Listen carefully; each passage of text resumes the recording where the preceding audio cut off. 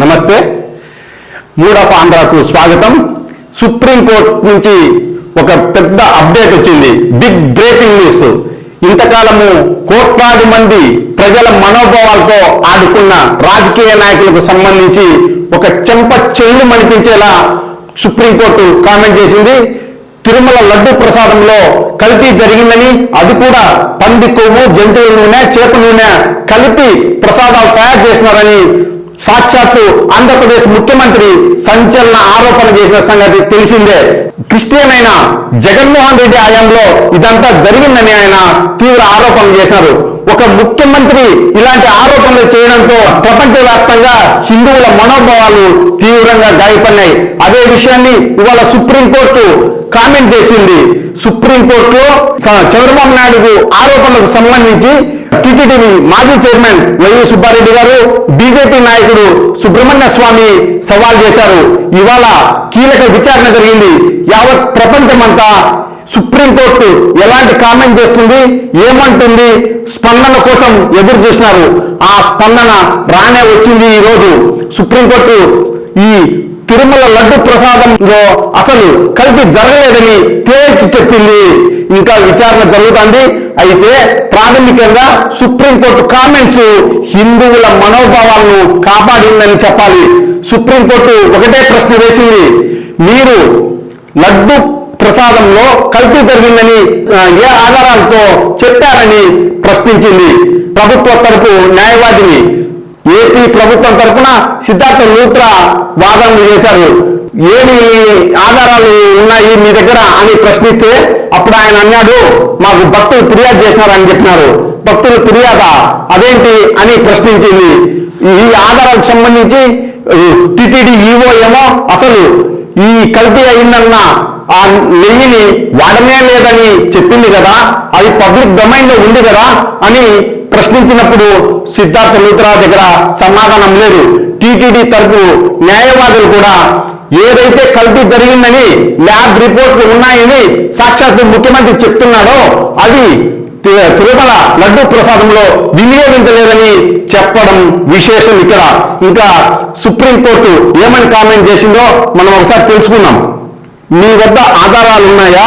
నెయ్యిని రిజెక్ట్ చేశారని ఈవో చెప్పారు కదా, ఇదంతా పబ్లిక్ డొమైన్ లో ఉంది కదా అంటూ సుప్రీంకోర్టు ప్రశ్నించింది. దేవుడిని రాజకీయాల్లోకి లాగద్దని హితవు చెప్పడం విశేషం. రాజ్యాంగ పదవిలో ఉన్నప్పుడు బాధ్యతాయుతంగా ఉండాలి కదా అని ముఖ్యమంత్రి చంద్రబాబు నాయుడు గురించి కోర్టు కామెంట్ చేసింది. జూలైలో రిపోర్టు వస్తే సెప్టెంబర్లో చెప్పారెందుకని నిలదీసింది. సిట్టు ఎందుకు వేశారు అంటూ సీఎం చంద్రబాబు పైన సుప్రీంకోర్టు ఆగ్రహం వ్యక్తం చేసింది. కోట్లాది మంది భక్తుల మనోభావాలను గాయపరిచారని కూడా సుప్రీంకోర్టు ఈ సందర్భంగా కామెంట్ చేయడం విశేషం. నెయ్యి రిజెక్ట్ చేశాక వాడే పరిస్థితి ఉండదు కదా అని కూడా ధర్మాసనం ప్రశ్నించింది. అసలు మీరు ఏ లడ్డు ప్రసాదాలైతే కల్తీ జరిగినాయని ఆ సాక్షాత్తు ముఖ్యమంత్రి చెప్పినారో ఆ లడ్డు ప్రసాదాలను ఏమైనా ల్యాబ్కు పంపారా అని కూడా సుప్రీంకోర్టు ఈ సందర్భంగా నిలదీసింది. అయితే ఎవరైతే ఆరోపించినారో ప్రభుత్వం దగ్గర ఎలాంటి ఆధారాలు కానీ సాక్ష్యాలు కానీ లేకపోవడం ఈ సందర్భంగా మనమందరం గుర్తుంచుకోవాలా.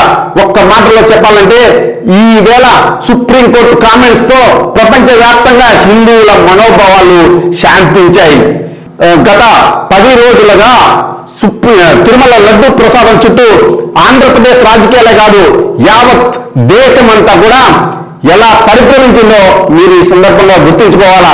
కేవలం వైఎస్ జగన్మోహన్ రెడ్డిని టార్గెట్ చేసి అతన్ని రాజకీయంగా దెబ్బతీయాలనే ఒక కుట్రపూరిత ఎత్తుగడలో భాగంగానే తిరుమల లడ్డు ప్రసాదాన్ని తెరపైకి తెచ్చారనే ఒక పెద్ద వాదన జరిగింది. ఈ సందర్భంగా చంద్రబాబు నాయుడు తన దొల్లతనాన్ని బయట పెట్టుకున్నాడని సుప్రీంకోర్టు కామెంట్స్ ద్వారా మనమందరం అర్థం చేసుకోవాల్సి ఉంటుంది. సుప్రీంకోర్టు కూడా ఒక కామెంట్ చేసింది, దేవుడితో రాజకీయాలని ప్రశ్నించింది. ఈ విషయాన్ని అందరూ గమనంలో పెట్టుకోవాలా. రాజకీయాలు ఏమైనా ఉంటే రాజకీయ పార్టీలుగా ఎన్నికల సమయంలోనో మరే సందర్భంలోనో మీరు ఏమైనా చేసుకోవచ్చు, ఎవరికి అభ్యంతరం లేదు. కానీ తిరుమల లడ్డు ప్రసాదాన్ని యావత్ ప్రపంచవ్యాప్తంగా హిందువులంతా ఎంతో పవిత్రంగా భావిస్తారు.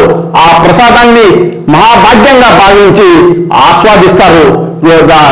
అలాంటి తిరుమల లడ్డు ప్రసాదాన్ని రాజకీయాలకు వాడుకోవడం అనేది గర్హనీయం, చాలా క్షమించరాని నేరంగా మనం అందరం కూడా దాన్ని తిప్పికొట్టాల.